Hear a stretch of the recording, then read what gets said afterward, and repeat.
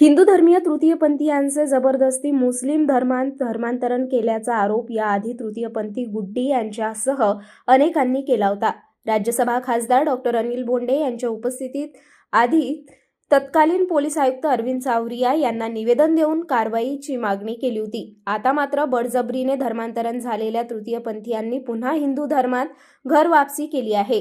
तृतीयपंथी सोनिया कांबळे, गुड्डिया बिसाल, रितू सरकटे, डॉली ठाकरे, धनश्री गडलिंग यांनी हिंदू धर्मात घर वापसी करून बळजबरीने धर्मांतरण करणाऱ्या रफिक उर्फ सोनाबाई यांच्या विरुद्ध कारवाईची मागणी केली आहे। 15 डिसेंबर रोजी दुपारी पोलीस उपायुक्त श्याम घुगे यांना निवेदन सादर करण्यात आले।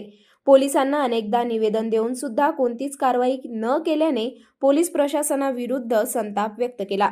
याच्या अगोदर तुम्हाला माहित आहे, ह्या जिहादी लोकांनी आमच्या राजापेठच्या मंदिरावर, आमच्या घरावर हल्ला केला होता। त्यानंतर आम्ही CP साहेबांकडे आलो होतो, निवेदन दिलं। निवेदन दिल्यावर तुमच्या मीडियासमोर पण आम्ही काही लोक बोललो होतो की आमचे लोक काही तिथे फसलेले आहे। ते आज 5 लोक काल 5 लोक आमच्या इथे परतले। हे जे 5 लोक आहे, 1 2 3 4 5 हे परतले आमच्या सनातन धर्मामध्ये। आणि आता याच्यानंतर आता आम्ही CPंना हे निवेदन पण देत आहे। आता सध्या निवेदन दिल्यानंतर त्याच्यावर काय कारवाई करते ते माहीत पडते। काहीच तोडगा निघाला नाही आतापर्यंत, तर काहीच निघालं नाही। त्या दिवशी तर सगळेजण होतेच ना, CP साहेबांना त्यांना बोलले होते की यांना काही CP सर बोलले होते की थोडे दिवस थांबा, आम्ही करू, त्यांच्यावर पण कारवाई करू, पण अजून काही कारवाई झाली नाही। जी नंगी तलवार जे आमच्या घरावर काढली ती पण आतापर्यंत जप्त केली नाही।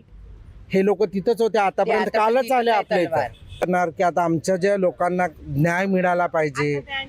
मी बोलत आहे अमरावतीमधून डॉली संजयराव ठाकरे।